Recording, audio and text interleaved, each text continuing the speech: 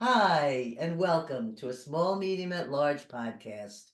I'm your host, Gail Heisen, bringing you intimate interviews beyond normal boundaries. I want to thank all of you for liking, subscribing, sharing, listening, commenting, and supporting us as we've just finished over 75 shows on a Small Medium at Large podcast. I also want to thank my children, Nancy and Richard, for doing all the work of websites and posting and producing the show for me. I feel very grateful to have such wonderful family to help take care of supporting and promoting our Small Meeting at Large show. And we love to reach all you listeners, and I'm so thrilled. Our friends in Bulgaria have been writing to us and in different countries around the world, and it's really exciting to reach people in so many different places. So let me tell you a little bit about our special guest today. Dr. P.M.H. Atwater is an international authority on near-death states. Dr. Atwater uses the culmination of her research to establish that the near-death phenomena is not some kind of anomaly, but is rather part of the larger genre of transformations of consciousness. She combines her 38 years of near-death research with what she was doing in the 60s, 70s, experiencing, experimenting with, and researching altered states of consciousness, mysticism, psychic phenomena, and the transformational process to reveal what transformations of consciousness really are, why we have them, and where they lead us.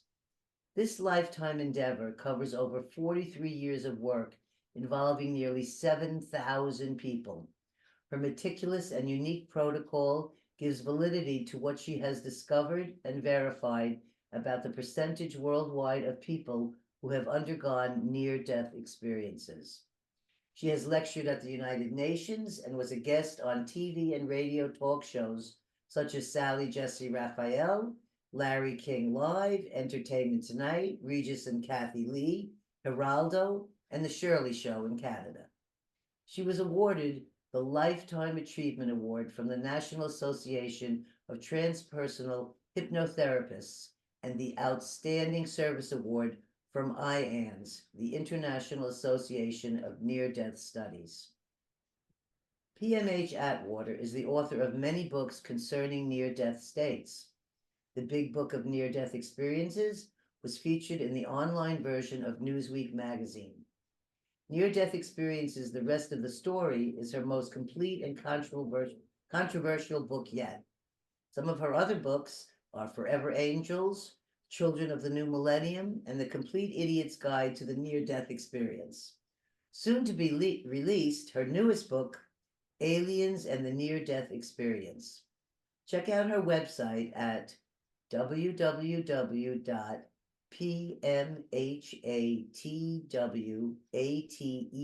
www.pmhatwater.com for more information about her other books and her brain shift, spirit shift model for exploring transformations of consciousness.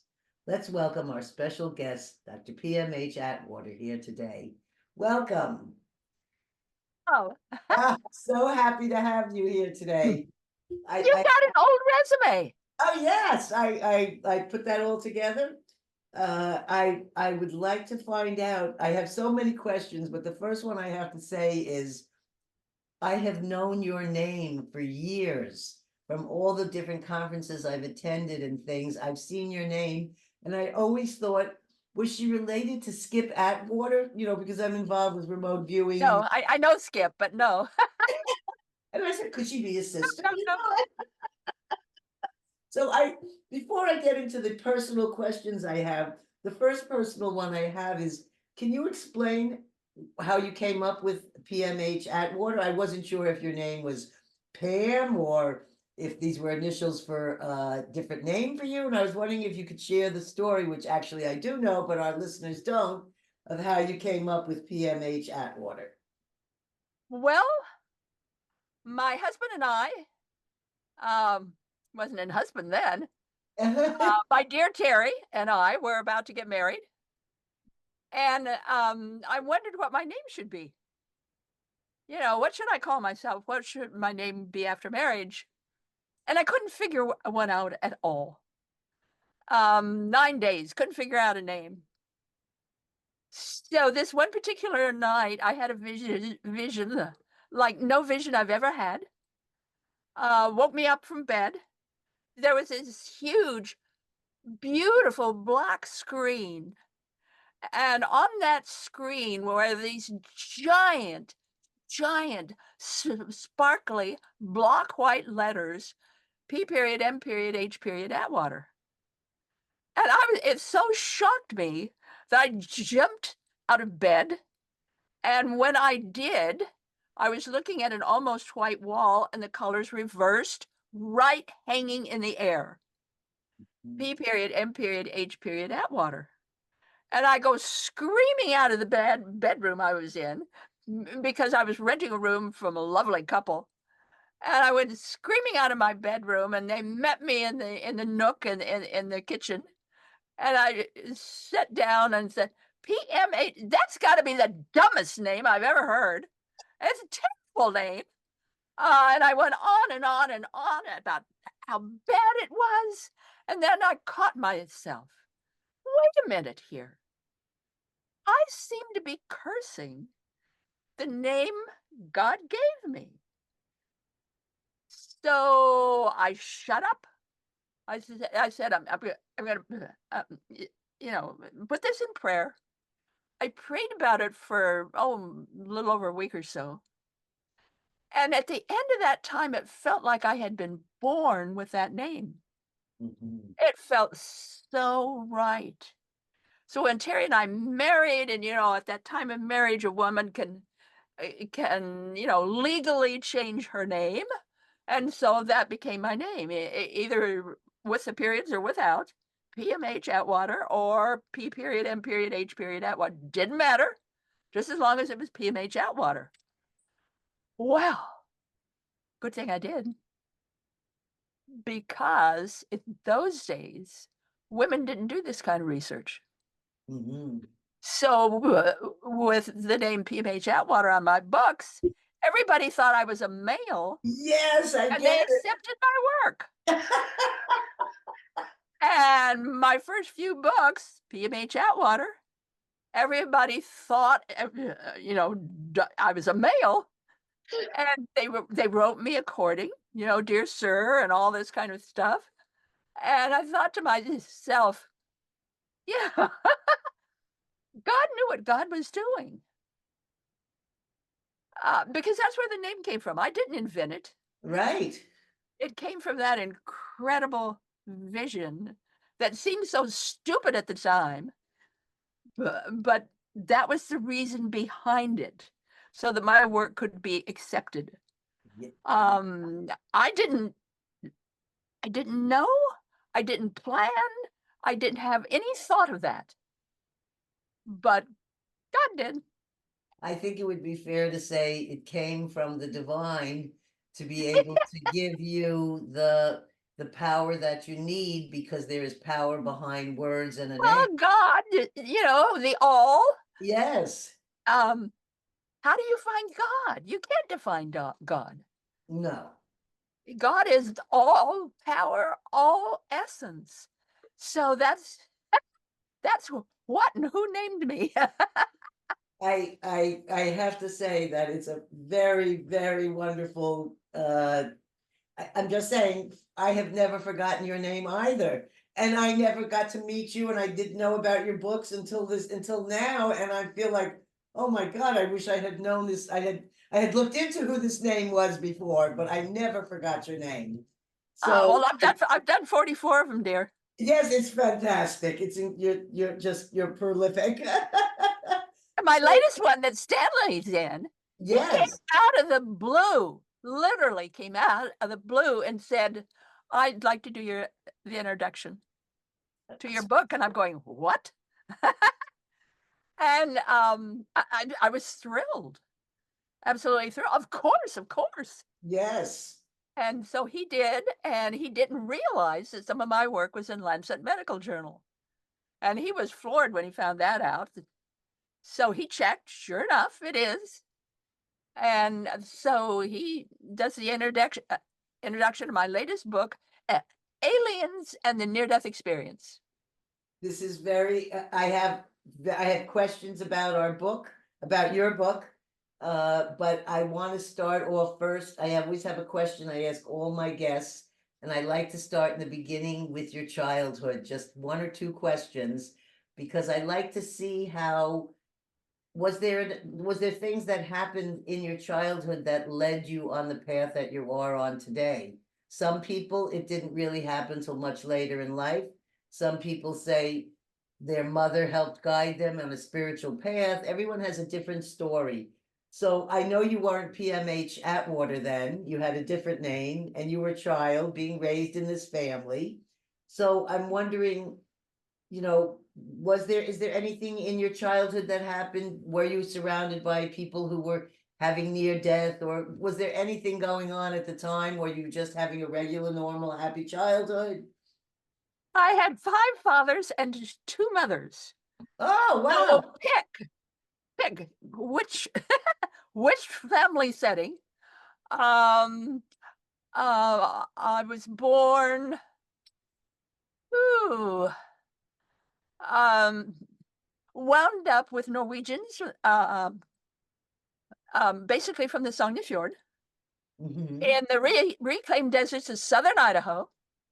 I was born about 3/4 of a mile from Snake River Canyon, the deepest part of Snake River Canyon. I've been an edge walker or a canyon person ever since. Just love canyons and edges. Um, so by the age of 5, I had um I had torn up my life, torn up everything about my life, and decided that I wanted to know even more about the world. I did my first double-blind study with a research group at the age of 5. I- I I It's I pretty young. I was just I was I I challenged everything in my life because I wanted to know what it was. It had nothing to do with mom and dad and the in-betweens because I had lots of moms and dads, Hmm. but rather, here was a world, and it fascinated me. Mud pies and all these things you can do in this incredible world. And fortunately, um, uh,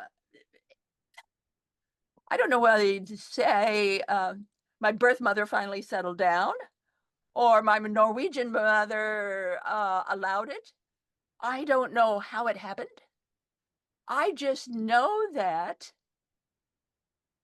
I that that this world was just a crazy mixed up world and I wanted to know more about it. And then there's World War II and and that's all around me. Twin Falls, Idaho, and there's all these billboards all over town. Buy now, buy your bonds.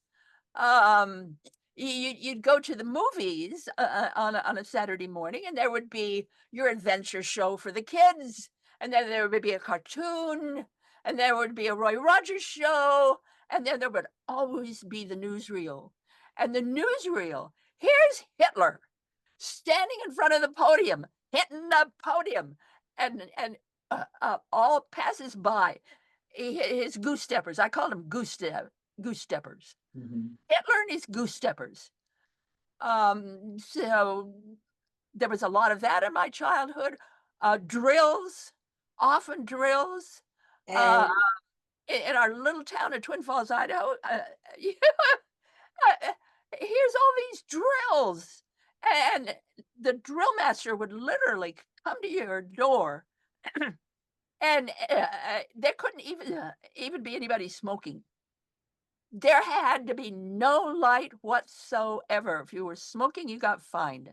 wow, Um, and there, I mean, and then in this little tiny town. there is Pearl Harbor.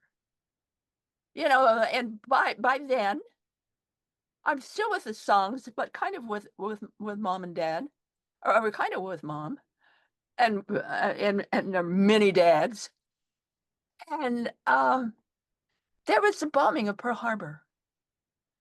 And in those days, if you lost anybody in the war effort, the government gave you this large gold star decal that you could put on your window, your living room window, so everyone could see what had happened in your family and to you.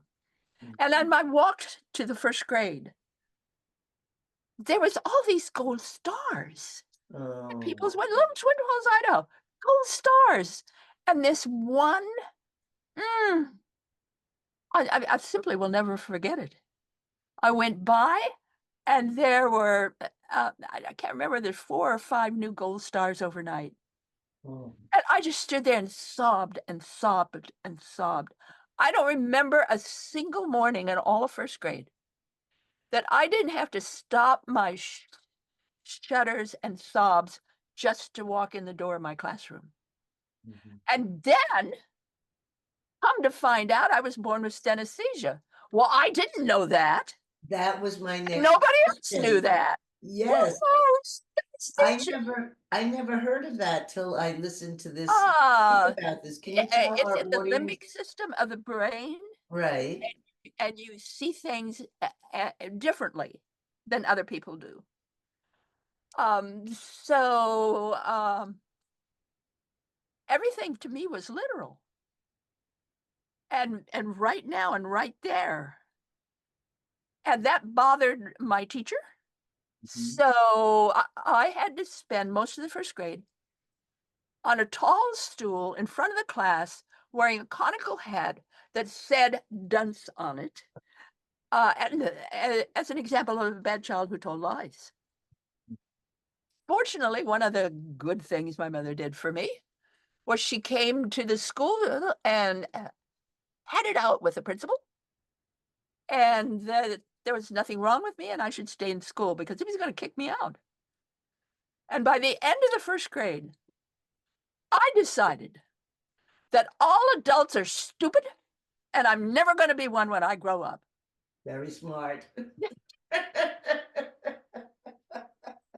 She's settled down with a man that she married who became a police officer. So I spent a lot of time in the police station. Mhm. And in those days, you had keyholes, these big, huge keyholes with the doorknob, the big, huge keyhole. And I could go up to that keyhole in the police station, in the interrogation room, and I could see and hear everything that was going on in the interrogation room. One of the things that got me was the people would always say something like this. Um, I just knew if I got in that car, there would be trouble, or I just knew if I opened the door. And my very logical brain was saying, well, if you just knew, why did you do it? To me, that was just so stupid. The idea that adults were stupid. I mean, they were stupid. So I had a fritzy time growing up. Um, and I was always challenging my environment. I can't remember a time when I didn't challenge my environment and everybody in it. And Uh, were you reading books that were much more interesting than, say, the Not book that you books. No. Forget books. Hmm. I was living life. At And 5. it was what I found in life, what Uh-huh. I saw and smelled. One of the wonderful things, in my opinion, having a police officer for finally a dad, um, was, we didn't have television then. Right. So I would be in the police car and he would have to take a call.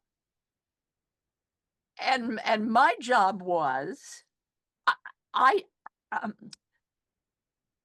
I had to be totally quiet, Mm. couldn't make a sound. So there I am in the police car, and here's the window on the car, and I'm seeing all these things happen. all the fighting, all the cussing, you know, all that was going on. And I was fascinated to watch the interplay between people Mhm. and fighting. And I was just watching it all through the police car windshield.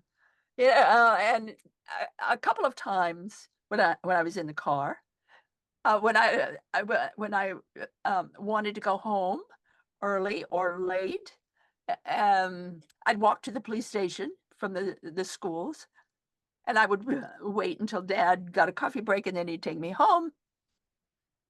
And it was just fascinating to me to be. And there were a couple of times when he got a call when he was ferrying me home, and it's like hit yeah, hit the seat. So I down, and he'd go around the corner, and it's just like, wow, um, wow, double wow. Look how look what had happened. And that you could handle that at that age, because there's a lot of negative energy, lying, God knows, depending what situations, it could be dangerous. And you were able My to, mother didn't like me at all, not at all. Um, there was a lot of hatred between my mother and myself. mine too. Uh, We have so much in now common. it's just incredible. I can't remember a week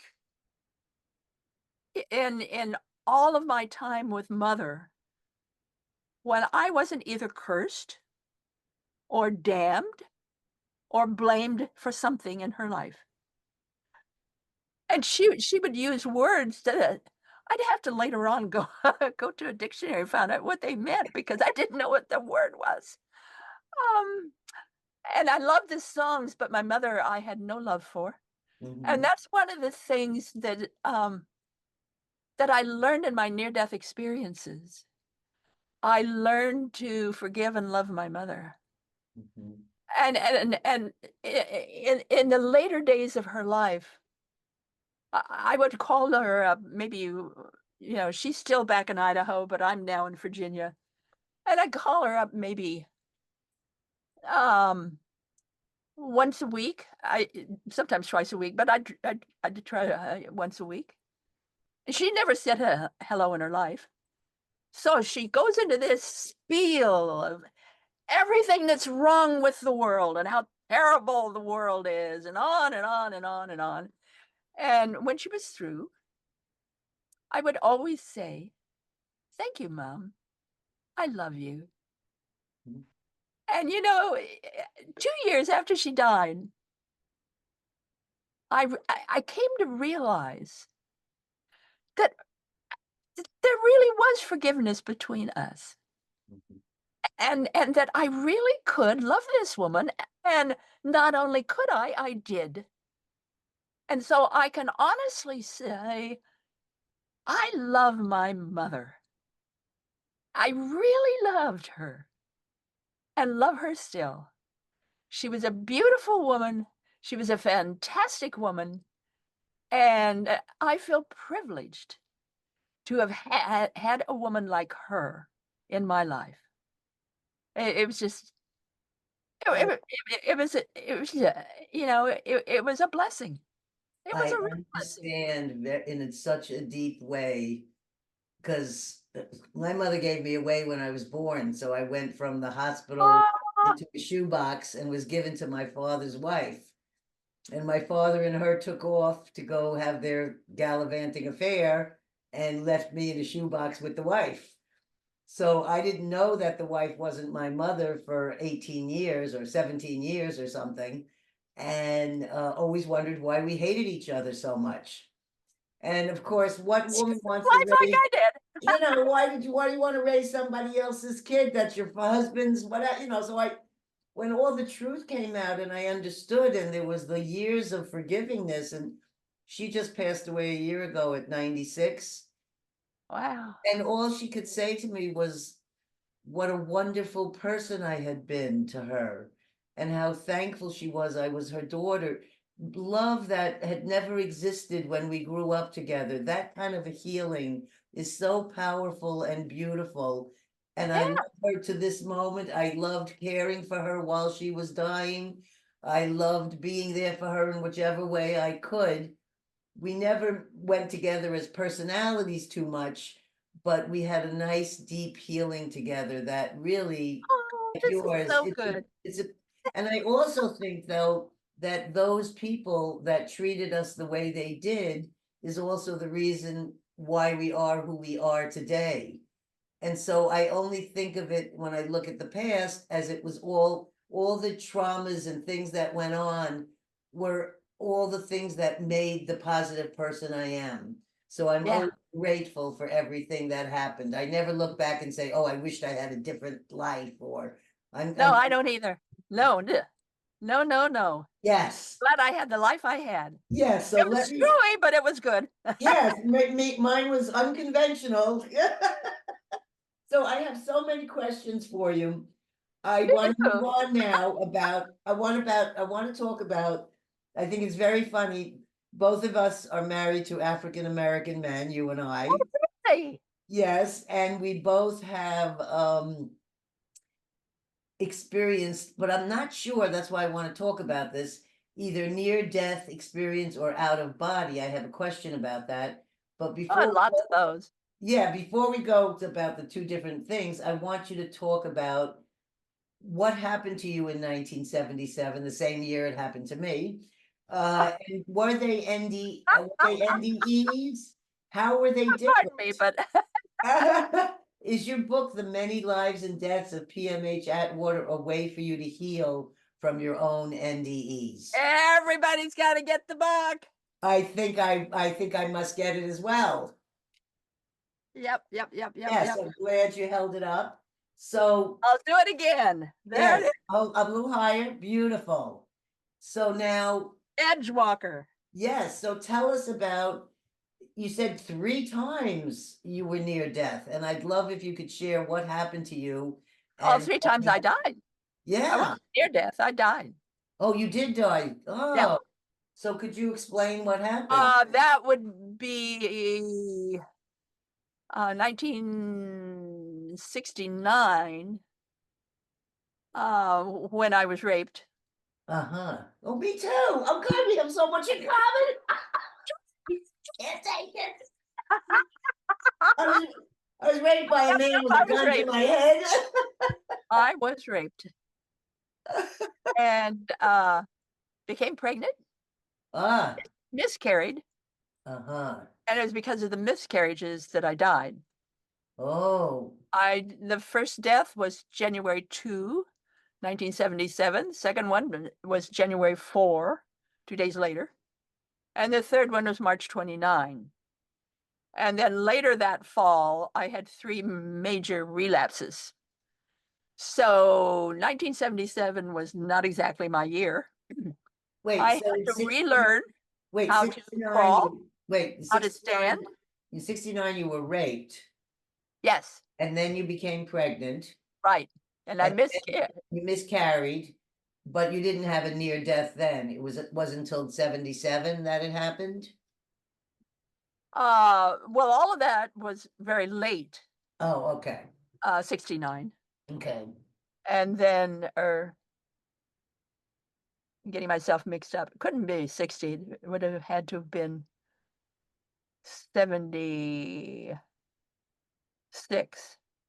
Okay, doesn't matter, but Yeah, it would yeah. have to have been 76, where I was raped and became pregnant, miscarried. And it's because of the miscarriages that I died. And the first death was, in 77. Were you So that would have hemorrhaging? the other would have had to have been 76.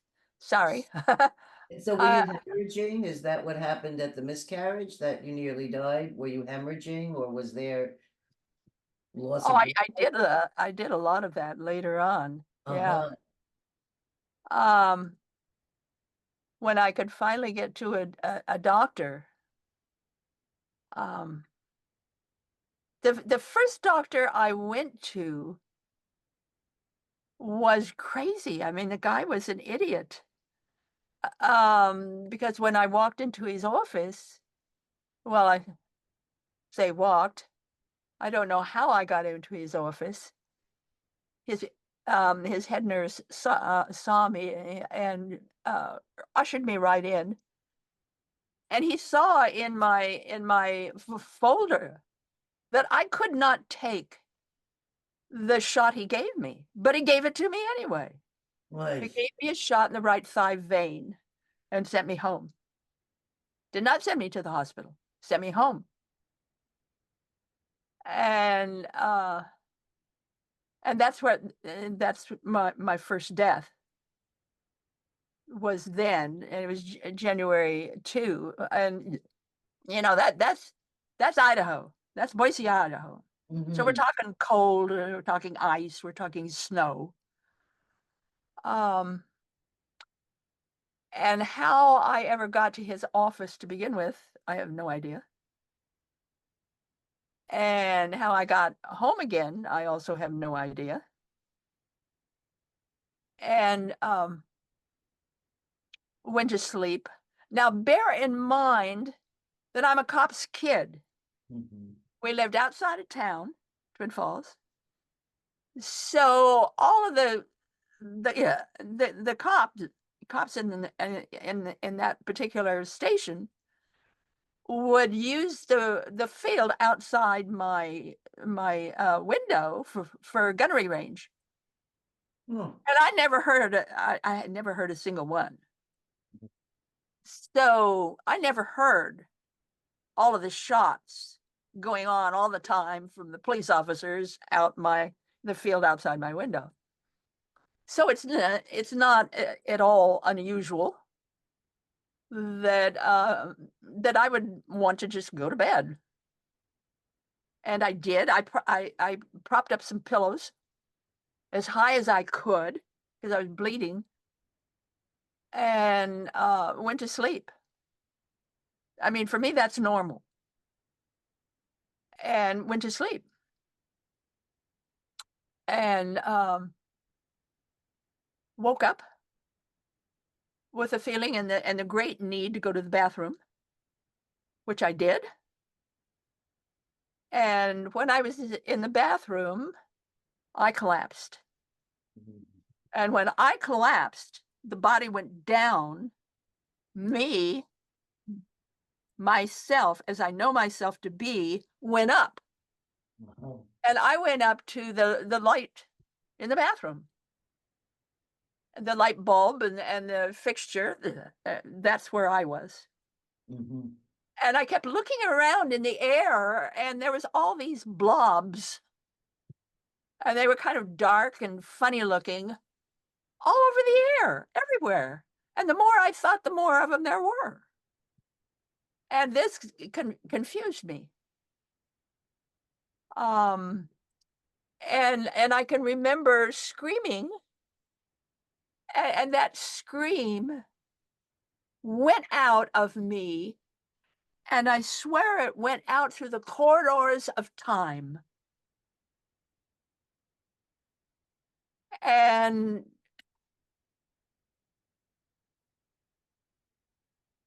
it just,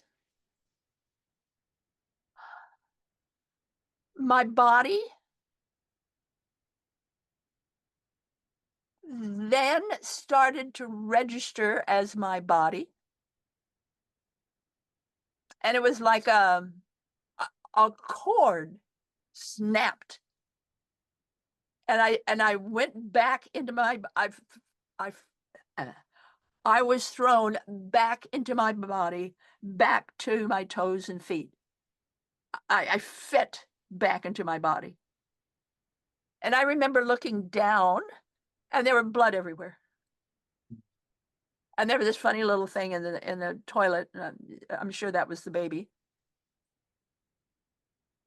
And you don't become something you're not when you die. I have always been tidy, and so the first thing I did was clean up the bathroom, Oh, God. really, because it was a 7 blood everywhere, so I cleaned it up. And I went to bed, and I found as many pillows as I could to, prop my legs up. Because in Idaho, you take care of yourself. We always did. Didn't matter what the problem was, you took care of yourself. You found a way to do it yourself. You didn't go running to a doctor, and you certainly didn't go running to a hospital. So that's what I did. I propped myself up. And the next morning, I have 3 children, and my son was long gone on a special schooling kind of trip. So it was my oldest daughter and my youngest daughter still at home. And my youngest daughter came in, or excuse me, my oldest daughter came in and said, "Should I call in your work and say you can't come? You can't come today." I said, "Okay, do that." So the oldest and the youngest left, and I was all by myself. And where I had been given that shot by that crazy doctor, it started to hurt so much that all I wanted to do was cut my leg off. I mean, the pain was so bad that it was far beyond anything I could handle. And in those days, you had phone. You didn't have phones like you have now. Right. So the house's one and only phone was in the kitchen, and it was a wall phone. So I remember getting out of bed the best I could and crawling. It was a ranch-sized house, so crawling from my bedroom through the hallway, through the living room, trying to get to the kitchen, to the phone. I made it as far as the dining room. And then I left my body. I just floated up to the chandeliers. And I just kind of looked around. And those funny grayish, blackish things I had seen previously in the bathroom before, now they were beautiful. And they were different colors, and they were translucent and translucent, and they fascinated me. So I wanted to go see more about them, and then it occurred, oh, those are my thoughts. Oh, wow. Thoughts are things. Those are my thoughts. And then I start, I wonder if I'm dead. So I remember coming down closer to the body and to see if there was any sign of heart or breath or anything moving, and nothing was moving. And I was just overjoyed. I'm dead, I'm dead, I'm dead. I was just so good. And I remember floating back up and the chandelier and dancing around the chandelier. I'm dead, I'm dead, I'm dead. I'm so glad I'm dead. And I stopped for a minute and I thought, okay, I'm dead. What is next? And pretty soon the dining room where I was began to fade. And a new place where I was going began to appear. And it was sort of like a void. It's like nothing was there, but yet the appearance, the feeling was there of everything that existed, everything that could ever exist was there. Yes. Oh, wow, the energy of this. Well, wanted to make a perfect White House because I had this feeling, sense that I could make things. Mm. Because that's what all of these little blobs were all over in the air. They were just they were parts of me. They were the essence of me.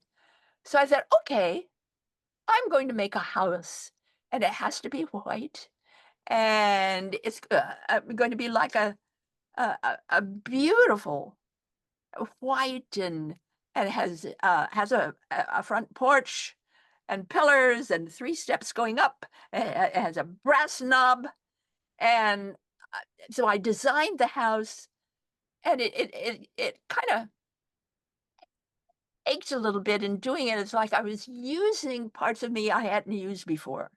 And Mhm. it's like going skiing in the first time in the winter, and you had all these aches and pains. Well, it was like that, sort of aches and pains, like I'm using something I haven't used before. And soon enough, I had this white house, and including the brass doorknob and the wonderful porch, exactly as I designed it. And I thought, wow, look what I did. And then I thought, well, that's a house. I wonder if I can do that's inanimate. I want to see if I can do something animate. So I decided I wanted to make an oak tree. So I made this huge, giant oak tree, complete with insect holes in the bark, massive amount of leaves, huge roots, and it's like, I want to do that. And pretty soon there came all of my loved ones that had died and gone on before me. Mhm. And I saw them, and it's just so good to see them again. And it was so wonderful. And then there was Jesus, literally Jesus the man. And I ran over to him and hugged him, and he hugged me. And there was nothing said really. We just hugged each other and laughed because it was just so good to see him again. And I had made, while I was waiting on him, I made a city. I made this whole city with people and dogs and cats and trash cans, and and sun and moon and water, and you know uh, I I did a whole city. And then Jesus left, and um all of my loved ones left, and here was this city, and I thought it all away, and it just felt like it was time for it to all go. Mhm. And then everything I'd ever done that embarrassed me or hurt others, I saw again. Mhm. And I saw how strong our thought forms are, that we can walk by someone, not tarry at all, and they're walking through your thought forms, and I'm walking through theirs. Yes. And I realized, whoa, what are my thought forms really? And am I hurting them? And how about the air and the ground and the plants and the trees and the animals? How how am I affecting them with my energy and my thoughts? What am I doing to them? And I forgave myself. this is huge, huge, huge opportunity, and I took it. Mhm. I forgave myself. And I flowed ever so gently back into my body Oh, on a carpet of sparklers, oh, that's so beautiful. back into my body. Yeah, it sort of was and sort of wasn't, because I crawled back to my bedroom and lay there. And then, the girls came home and took care of themselves because they could see I was sick. And the next morning, the oldest came and said, "Should I call in for work? You're not going to be able to come to work." And I said, "Yes, please do." Uh, and it just nothing worked. Nothing worked for me. Mhm. My head wouldn't work. Thoughts wouldn't work. Um, everything was just all screwed up. And I had another near-death experience. And then I had a third near-death experience. Each was different. Um, Were but the the others? third one, March 29, Yes. that was the one when the voice spoke. Mhm. I But it had was been different. I had been in the pure black, the void, and I loved the void. What people miss when they're in the void is that um there is a wiggle. It's sort of like if you're preparing a Jello dish. You've got Jello in a mold, and you take the Jello out of the mold and put it in the middle of the lettuce or wherever it is on your plate, so it can be beautiful. When you take your finger and you're just about ready to touch that Jello, you're almost to the Jello, almost there with your finger.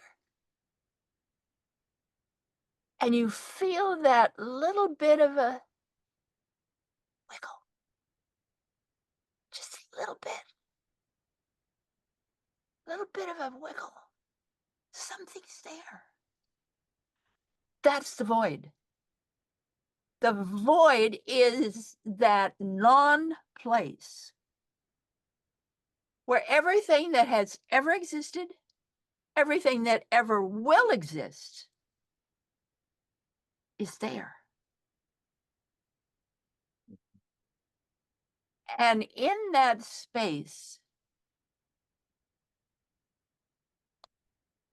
I discovered that the world isn't at all like I thought it was. Not at all. And I tried to come back from this, tried to get back to work, tried to be a person again, tried to be a mother again, tried to fit into some kind of life again. And I couldn't, Right. because I knew I wasn't who I was. I was something else. And so my third experience, March the 29th, my son had just come home from a cruise school in the Atlantic. Um, it wasn't something we paid a lot of money for at all. He took a loan out, and he was having a lot of trouble on the school because he wanted a real school. And he said, "Mom, all it was a high school, a glorified high school." And so I was writing him letters, trying to help him. And on this particular night, he'd been home maybe a couple of days. And he went to the big bar, the Borsian bar or something like that, some big, wonderful bar that most big guys go to. They go to a big bar. And so he went to this bar and tossing a few with friends. And yeah, he told me about it a year later. He lifted this mug and he just knew. He said it out loud. I have to go home. My mother needs me. He put that mug down, got in the car, my car, drove home, and there I was. I had fallen into a chair and I was dead. Ugh. Fortunately, we taught all of our children from babyhood on, practically. You always go in first. You never go out screaming for somebody else. You always go in first. What is the thing you should do? You get that information from your heart. Your heart tells you what to do. So he did that. And his heart, instead of telling him to go to the phone and call the police or whatever, his heart, himself, said, sit opposite your mother and start talking. Doesn't matter what you say, just talk. Well, I heard him where I was, way out. God only knows how far out, in this lip of space. And the more closer I got to that lip, the more it began to open. And I went through. I wanted to go back to God, and there was how God works, how God is, and how God works. It was all there. And my wish, my hope, my dream was to go right through the middle of that force, beyond anything you can imagine a force to be. I wanted to go there. And I heard my son back in Boise, Idaho, talking to me in pure, unconditional love. He loved me because he loved me. And that caught my attention. And at that moment, his words caught my attention and began to turn me. I heard this voice speak. It wasn't like a person, wasn't like an angel, wasn't like a God, wasn't like anything you can think of. And this voice said,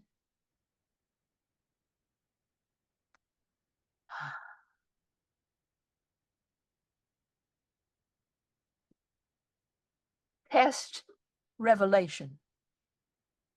You are to do the research. One book for each death. Wow. Book 1 was not named. Book 2 was future memory. If you ever had a chance to get future memory, get it. It will change your mind, literally. Book 3 was a manual for developing humans. It shows you how to do it all in a fun way. Mm-hmm. And I was to do these 3 books, and I was to test Revelation itself and to go out and do the research, all of the research.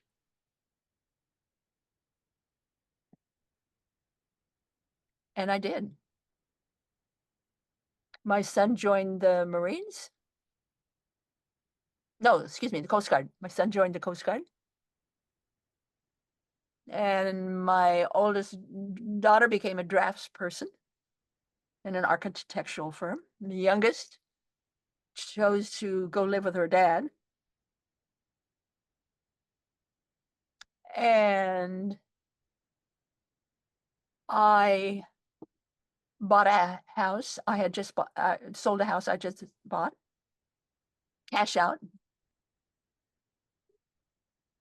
And I was told to live in Virginia, a special place in Virginia, Falls Church. I didn't know what a Falls Church was. That I was to sell my home and sell everything I owned and go first to watch the sun set silver over the Pacific and journey across our beautiful country, fulfilling all my childhood dreams and wishes as I did. Wonderful. And then watch the sun rise golden over the Atlantic. And I was now to live in Virginia, where this crazy Idahoan now lives in Virginia. So I made lots of stories of doing it, selling everything, leaving Idaho, and coming to Virginia. And, the hardest time I had in Virginia, people just don't come out and say things. They beat around the bush. They beat around the bush. And I would have to, I would ask them, please, just tell me what you mean. What are you trying to say, right? Go on and on and on. Just tell me what you mean.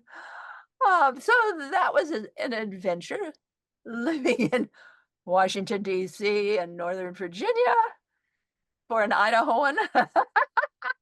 And I have to say, this story pinpoints exactly, it wasn't even your necessarily, it wasn't a decision you made in your present body. The decision was made in an astral or with an out of body or near death place. You were being shown what all this was about so that you would come back and do the research. And our audience, if you've never read or known about this woman, you really I really did it. you really did. You were, and I don't know, did you say you're 87 now? You're, No. how old are you? Yeah, how old are you right now? I'm almost 87. Almost 87. And you were doing these things and you followed through for In 30 something 78, years. 79, 80, yes. Kenneth Ring found out about me. He's the one who approved Raymond Moody, Dr. Kenneth Ring. He found out about me, and my husband and I then were living in Harrisonburg, Virginia, and he was on his way to some big meeting with Raymond Moody and all the rest of them. And he called me on the phone. He said, can we please visit that night? The next day is a big meeting. So Terry and I said, sure, come over. And so I showed him what I'd done. I had researched well over 700 people at that time. In fact, it was almost 800. And I showed him my findings and what I had discovered. He says, oh my God, you're ahead of us. You're ahead of all of us. You've got to come up to Storrs, Connecticut and meet everybody else. And we've got to meet you. So I did. I went up to Storrs, Connecticut. I stayed on the sofa bed in his cabin, the living room of his cabin. And I went up to IANS, the International Association of Near-Death Studies. It was just beginning. It had been in existence like 3 months.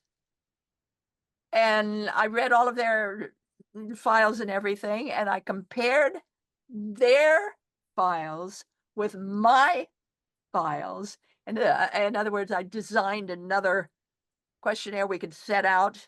I sent it out to theirs and mine, and came back with the same finding. Wow. Well, basically the same findings. And that was people are talking about unconditional love, unconditional love. That's all they can talk about is unconditional love. They're not looking at the rest of their life, all of their life, and what else is happening. Hmm. And I already knew. So I used the findings from that first questionnaire to launch an even bigger research on the after effects of the near-death experience. And in doing that, I was able to thoroughly work with over 5,000 adults and children and really get to the heart of what's going on, the after effects, how that affects you. Hmm. Um, I do. I, I, I publish a free monthly newsletter called For the Curious. And if anybody wants my free monthly newsletter, you just, you know, www.pmhatwater.com. And once you're on my website, flip over to newsletter. There is an archive, so you can look it over and see if you like it. Mhm. Um, it's not for any specific type of person, except people who are curious, curious about the world, Well, curious about people, curious about anything. I have to say, I was listening to other talks that you have given, and I was learning so many things that nobody had actually ever shared with me about these experiences and the things that happen afterwards or many years later.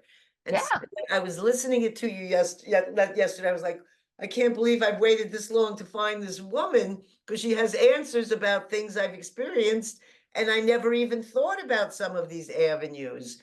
So this is, I have a couple of questions that are important to me that I want to be sure I get clear on. And okay. one of them is, we're talking about near-death experience, and there's also out-of-body experience.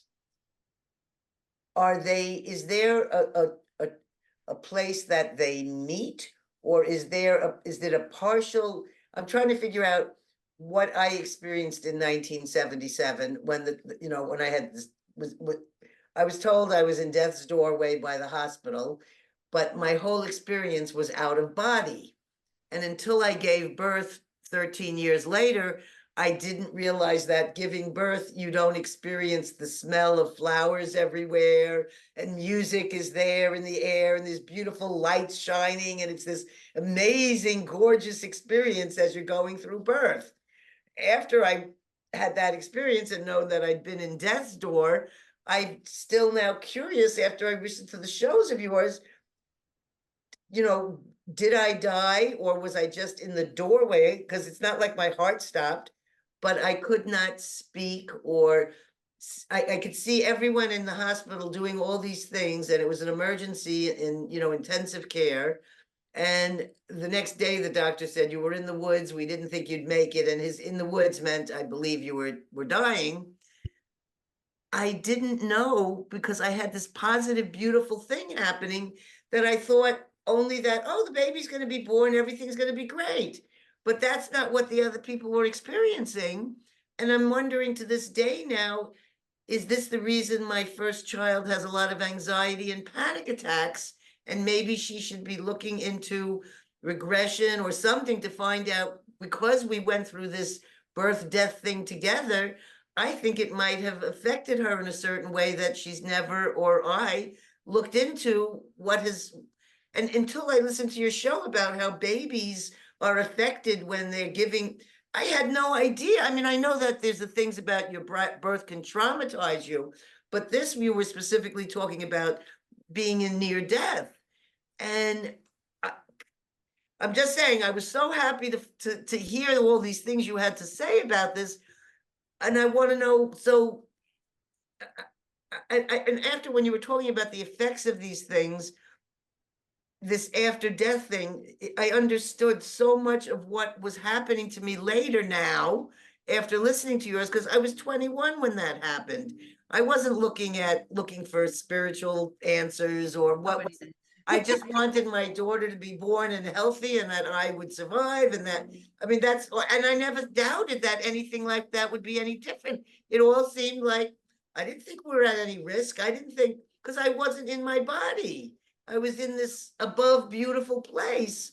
And I also think that somehow the people who have experiences as deep as yours and as, similar to mine, I think that it prepares us then for the moment when we will experience death, that we've already had some openings or some inklings or the vision of A things. rehearsal. It's like a rehearsal.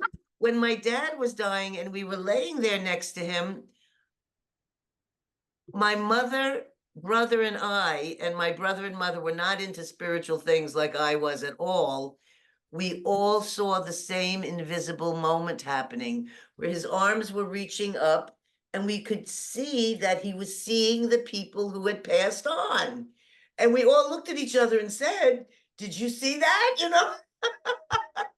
So there was verification. And that's the other thing that you've done in all your books and all these things is you feel a little crazy sometimes after these things, and you don't really know who to talk to about it. And you don't want to say some kind of like, well, I had this amazing thing happen. And then people say, no, you almost died. That's not amazing. So the help that you've given by doing all these books and lectures and all these amazing things is really really help for people like myself or others who've had these but don't have experiences about it to share with others, because not everybody's had that, and so they don't know what you're talking about.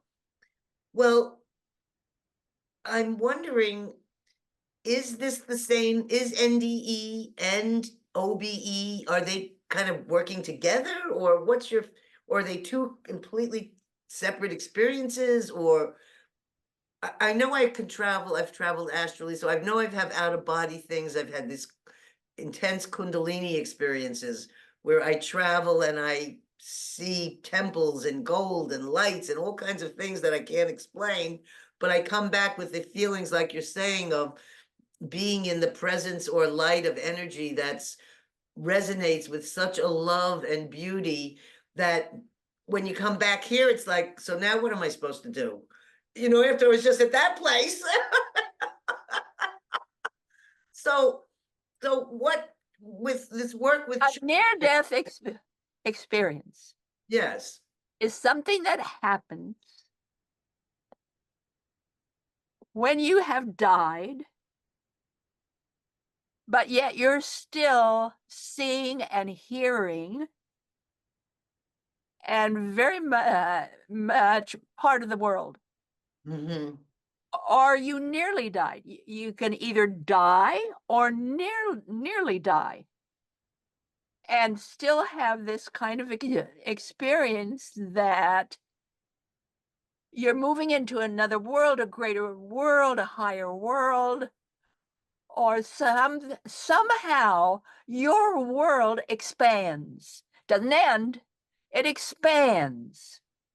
You can have an out-of-body experience, you can have all these kinds of other experiences, but it's still a near-death experience. Mm-hmm.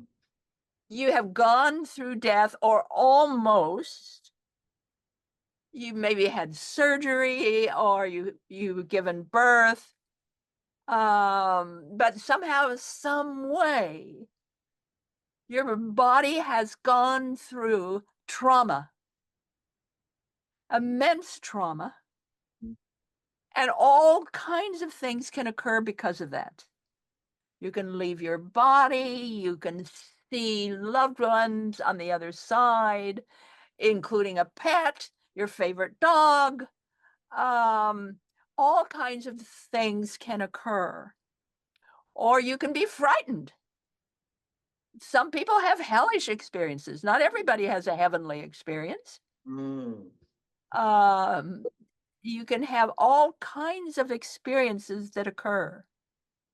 And some of them are wonderful.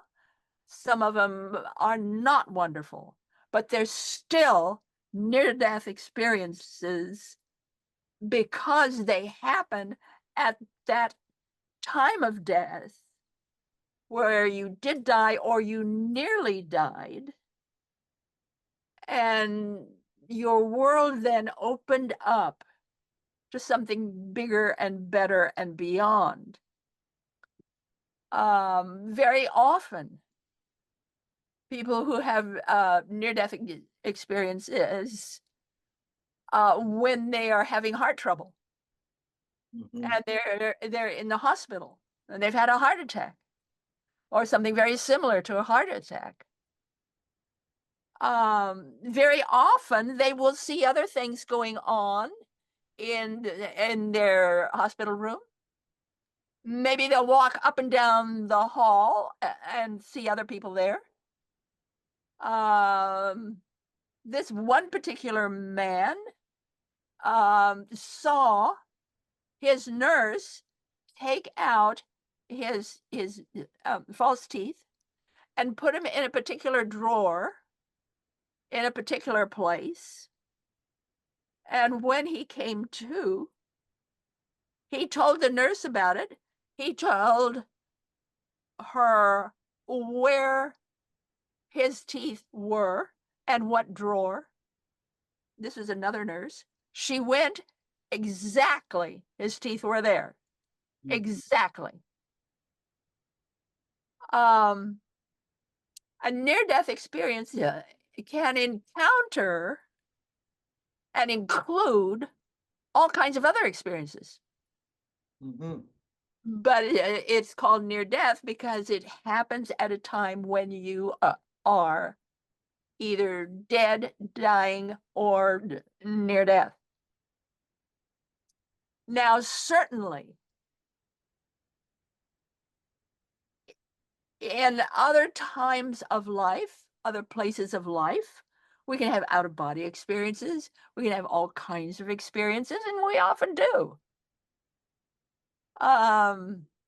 You hear people talk about what led them to yoga, or what led them to singing, or what led them to different aspects of exploring spirit, exploring who they really are, going above and beyond what they get in school, what they see around them, what they are going on in their world.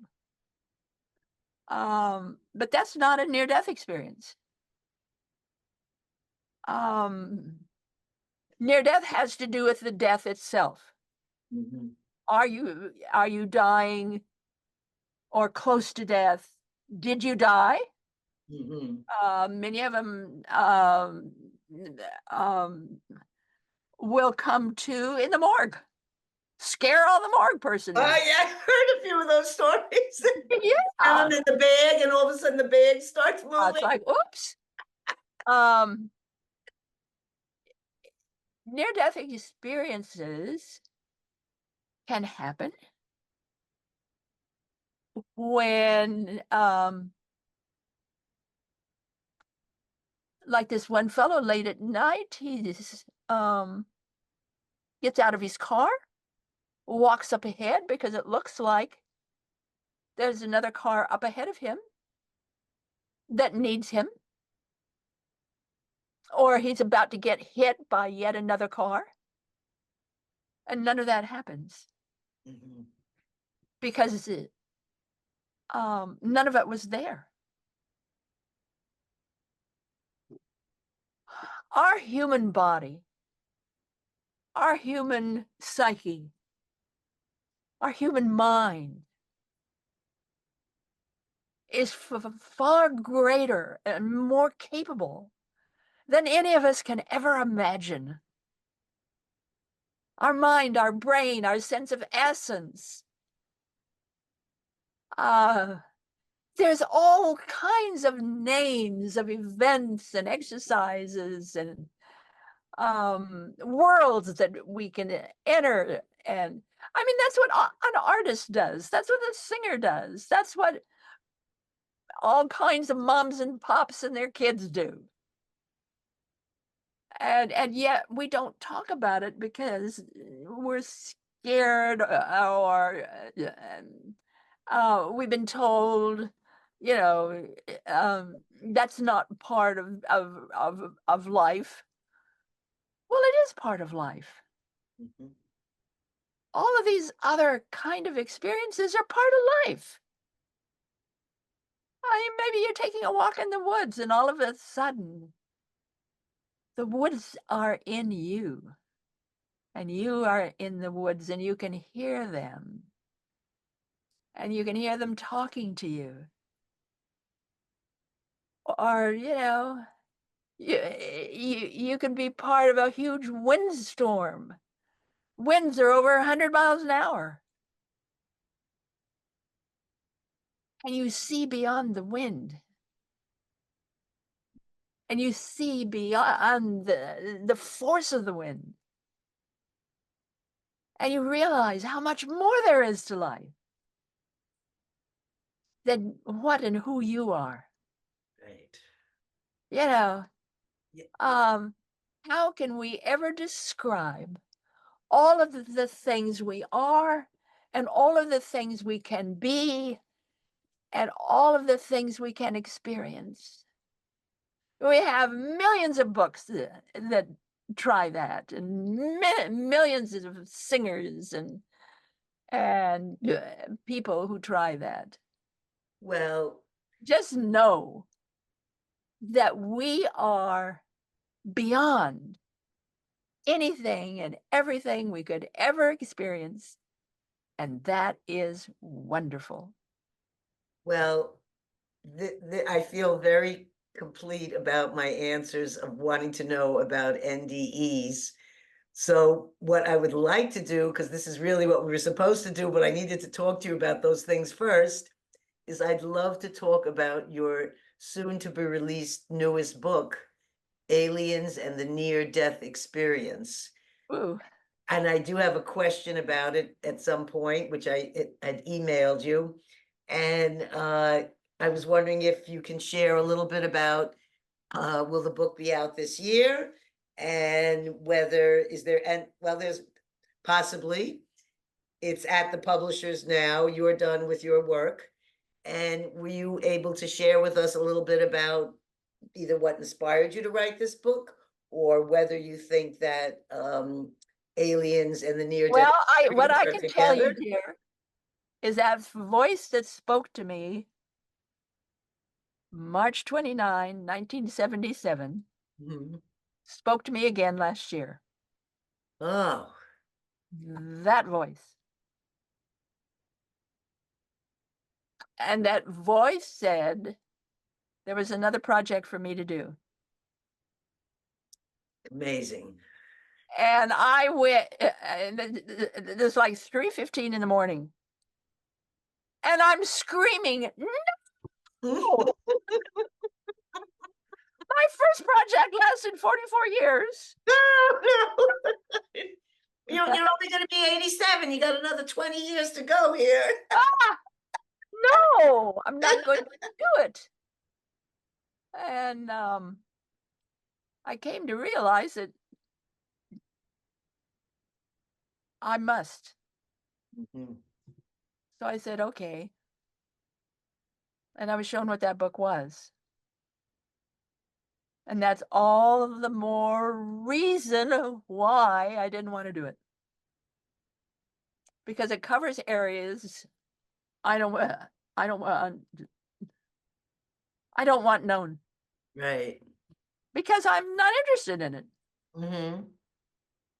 And it does call, Controversial. yeah, highly controversial in aliens. Now, one of the things we're having this year, 2024, in the last of August, the International Association of Near-Death Studies is having their big meeting in Phoenix, Arizona. Yes. And for the first time in their history, they are tackling the idea of aliens. Not human beings, aliens. And my hope was that the book would be done in time and I could just simply show the book. Maybe talk a little bit about the book. No, I doubt that happens. I don't think that Inner Traditions, i.e. Bear and Company, could get it out that quick. Mm-hmm. And the fact that Stanley just appeared out of the clear blue sky and said, I'd love to do the introduction. I didn't know the book would have an introduction. So that was a complete surprise. So what are we talking about? We're talking about aliens. Well, Just for what I the can share with you is this, that in the near-death community, mm-hmm. which is a big one, worldwide, there are more and more near-death experiencers who are meeting aliens, somehow affected by aliens. The idea of beings from another world, another planet, another system, God only knows, and that this is becoming an issue. It has never been an issue before. Mm-hmm. It is now becoming an issue. And more near-death experiencers are seeing aliens in their experience or after their experience. And they want to know more about that. Is it happening to other people across the board? How often? What can we think of this? And so I have done my best to tackle that question. Well, The book I have written, Aliens and the Near-Death Experience, is like no book I have ever written. No, it's not like any other book I've written. It has 3 parts. Part 1 talks about me and my life, because there were spaceships going in and out of Snake River Canyon in Twin Falls, Idaho, that made the newspapers. And that was about 3/4 of a mile from where I was born. mm-hmm. So this happened in Twin Falls, Idaho, and Snake River Canyon. That was a huge big deal way back then, made the newspapers. Mm-hmm. And I carry that in the first part of the book. The newspaper there allowed me to carry the headlines then. And I'm very grateful that they would do that. And so I introduced myself and, some of my life and some of my research going up to, and the research of Kenneth Ring, once again getting back to Kenneth Ring, and Whitley Strieber. And he went up north to where Whitley was living at the time. And he then was able to interview people who had been taken aboard a spaceship or had something to do with quote unquote aliens. And he came out with his book, The Omega Point. And if you haven't read The Omega Point, you need to. Mm-hmm. He taught talked about what he considers to be the encounter-prone personality. And it's a whole different look at near-death experiences, alien experiences, all those kind of experiences. And then part 2 of the book is about 38 people who were willing to come forward and share what happened to them. And some of it is very clear. Some of it is kind of mixed up. Some of it is hard to fathom. Some of it is like, wow. But you got 38 stories. Mhm. Some of those stories have pictures that the individual sent. Some have drawings that the individual sent. And then there's part 3. Part 3 is my story. One I have not talked about Mhm. and prefer not to talk about. Certainly not until the book is out. Mhm. The idea that I came to this planet, my people came to this planet, the beings that we were came to this planet during the Cambrian period. We've been on this planet eons and eons ago, long time ago.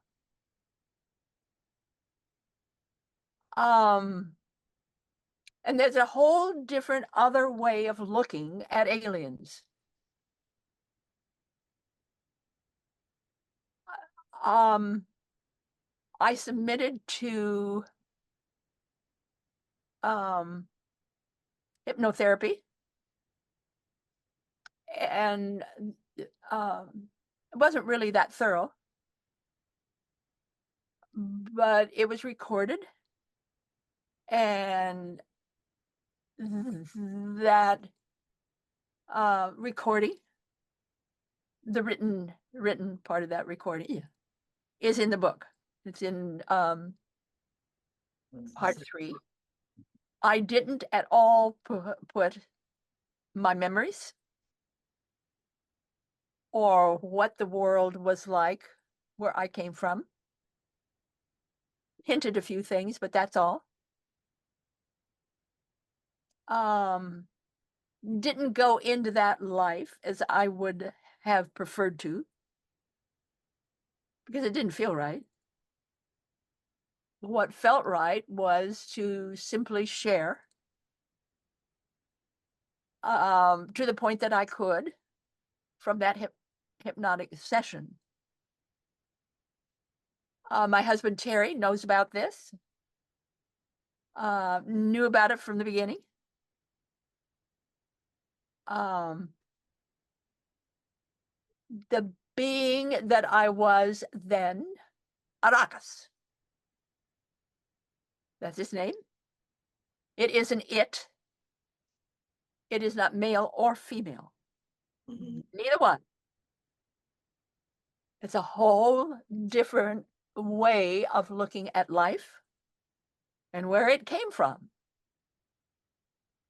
That planet blew up. And it was one of 3 in the Sirius system that did. I'd like to have talked about what art was like there, how food was raised there. I'd have liked to, it was a water planet. Oh. I would have liked to have talked about all kinds of things in part 3. I did not. It seemed like what I talked about was enough. What came from that session, the drawing that I did of what I looked like then, and that will be, I hope, on the cover of the book, Certainly, it is in the introduction to part 3.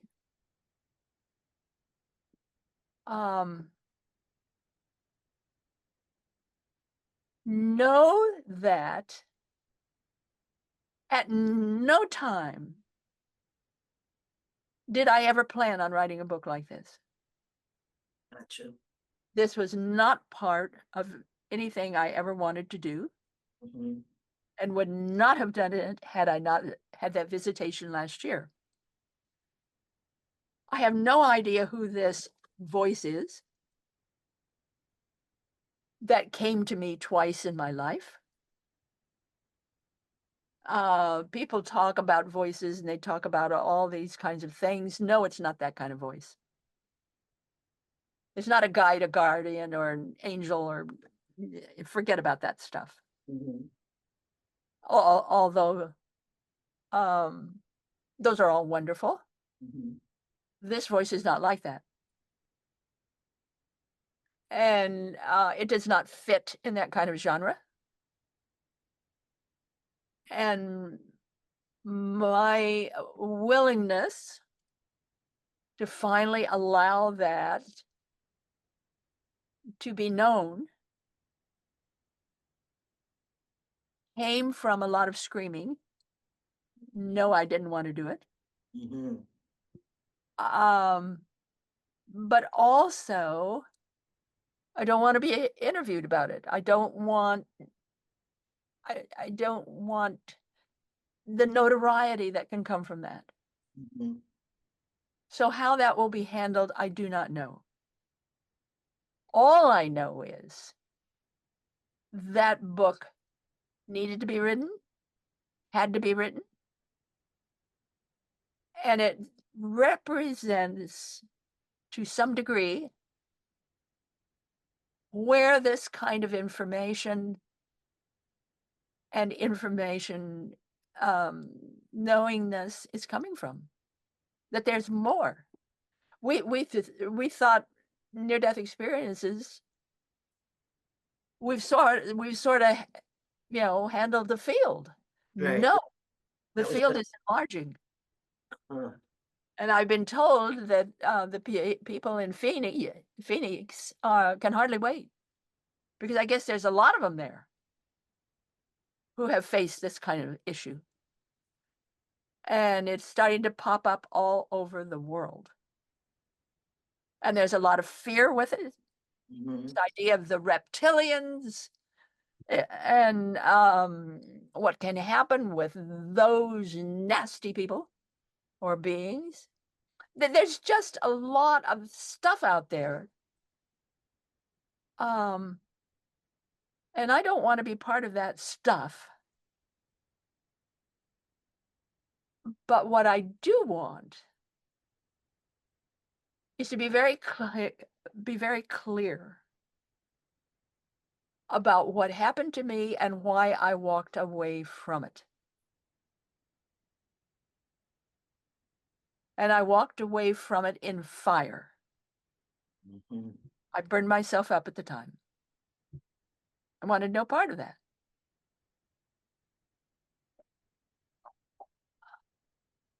Where this will go and what it will mean, I do not know. Maybe I was chosen to do this kind of thing because I have that kind of personality that either can handle it or do something with it. That's right. You've written so much and you were chosen to write this information. So I know I have one more book to write in this lifetime and it will be a book about thought forms. My mother used to say, thoughts are things that can grow wings and fly away and bring back things. Forms. I thought that was a very cute thing when Beautiful. it was a great, like, good image because you can project a thought out there and then all of a sudden the thing happens. You say, how did that happen? Well, the Yeah. thought went out there. Well, I can say for Stanley Krippner, he wanted to be part of this. Yes. And I have to And ask that you, was his choice. I mean, I didn't ask him. no, he just, He just came forward. Said, I want to uh, be part of that. well, he's such a wonderful human being. Oh, he I, is. so you will be in Phoenix on what are the dates of that in case any of our audiences Oh, and it's that? the latter part of just a second here. I'll pull out my handy dandy card.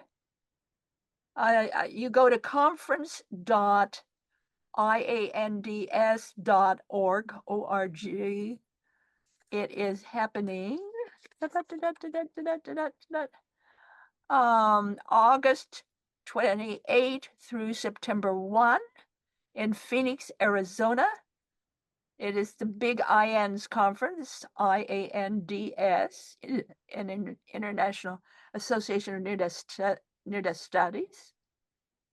They always have big conferences. This one may not be as big because they're trying to hold it down.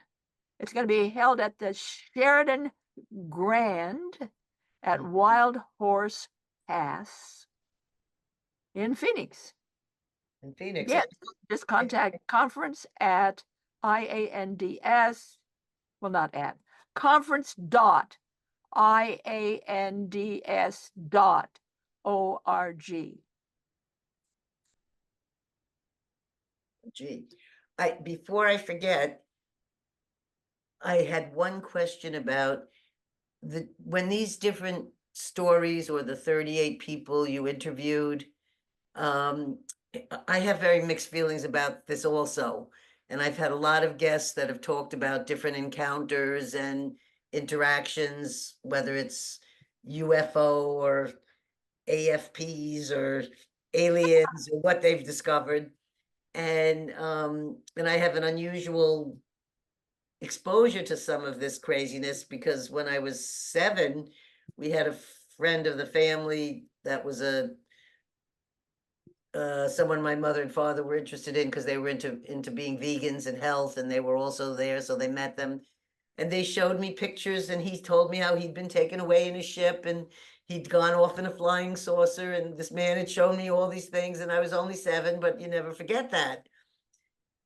I want to know, did these interaction or whatever exactly happened, did this happen right during the time of the near-death experience for these people? Or did any of the people say to you, and a few years later, this thing happened, and I think it might have had to do with it, or was it Well, that happened right a away? lot of, a lot of people, yes, said that. In my study, uh, those who participated um, had to have either during their near-death experience or within 1 year after their near-death experience. That plan of time, Mhm.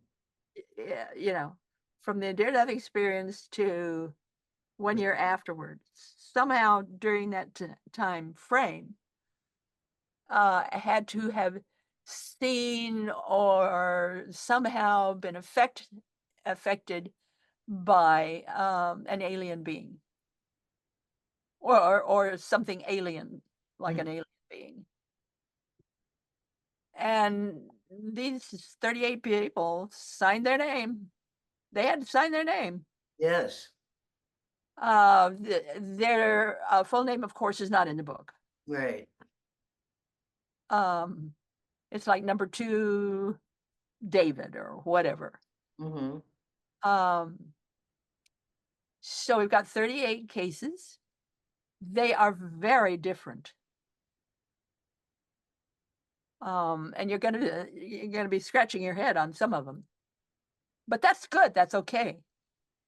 That's what I want. Mm-hmm. I want an honest rendition of what happened to them and how they regard it. So that's what part 2 of the book is. I would like to have handled part 3 a little differently, but the feeling was I couldn't. Mhm. I had to go with the transcription of that um, uh, that hypnosis at the time, and a few other comments, and that's it. Um, the drawing I made of the being is in the book, hopefully on the cover, certainly at the beginning of part 3. Now, inside the book, there will be no color.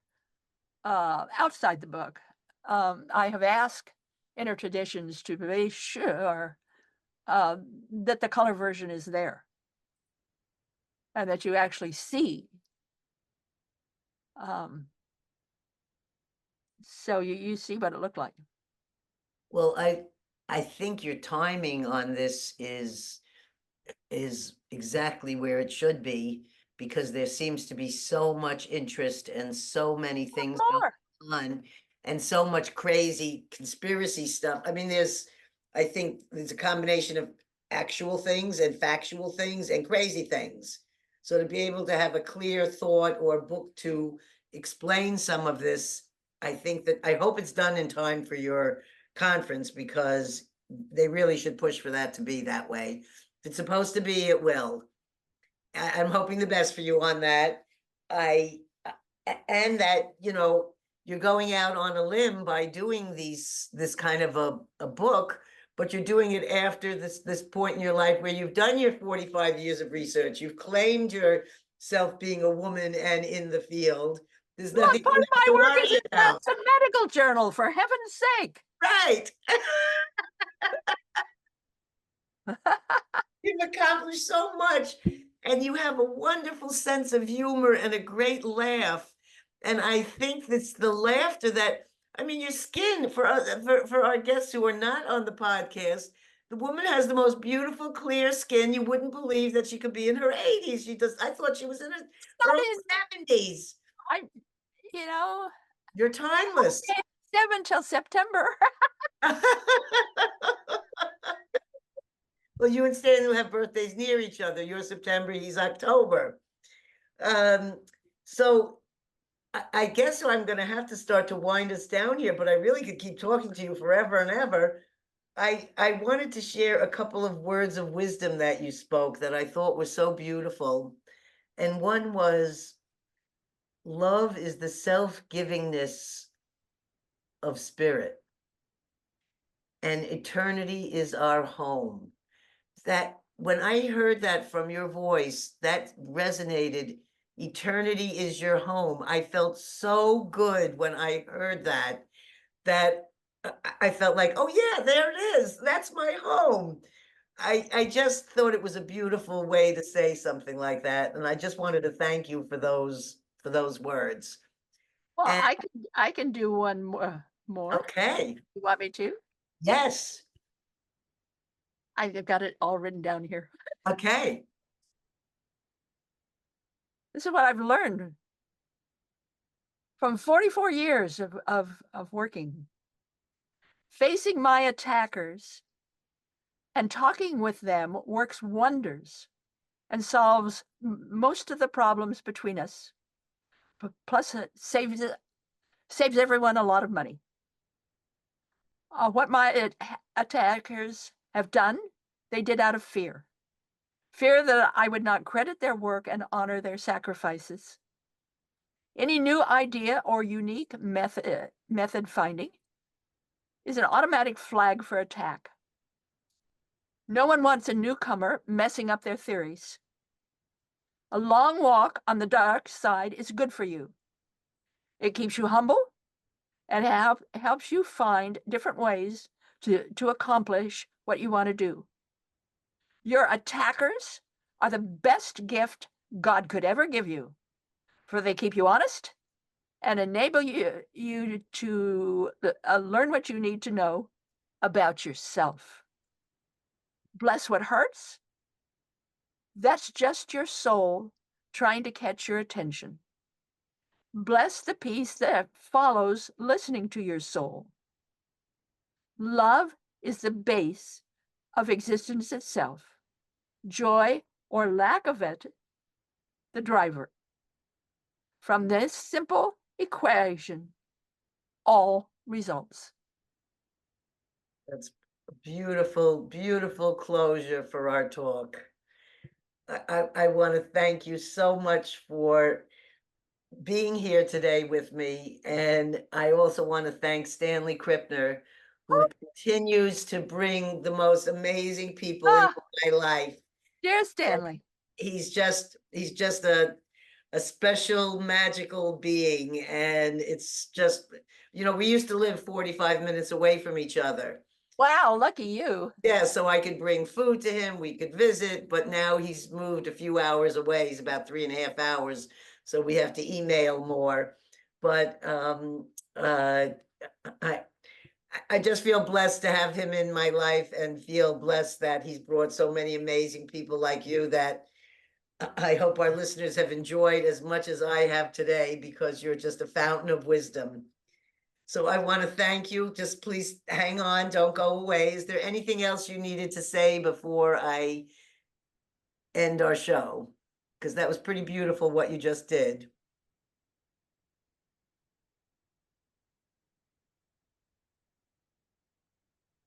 I'm glad I'm alive.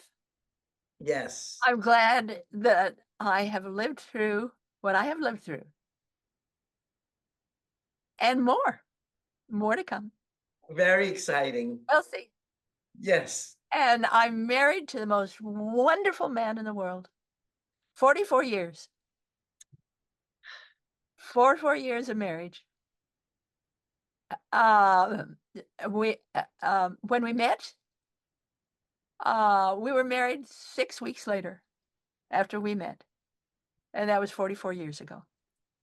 beautiful. Well, I hope you continue having a long and wonderful life together, and that your new book coming out Ah, is well received. And we'll be looking forward to the next book you have coming. Maybe you can come back on the podcast again when your new book is ready. And I want to thank all you listeners for subscribing to our channel, for listening to us on Spotify, Google, Apple Podcasts, and all other social media platforms. I want to thank again my daughter Nancy and my son Richard for producing my show. And I want to remember, tell your friends, tell yourselves, remember to share your stories, because stories can heal. And thanks. Have a wonderful, wonderful week.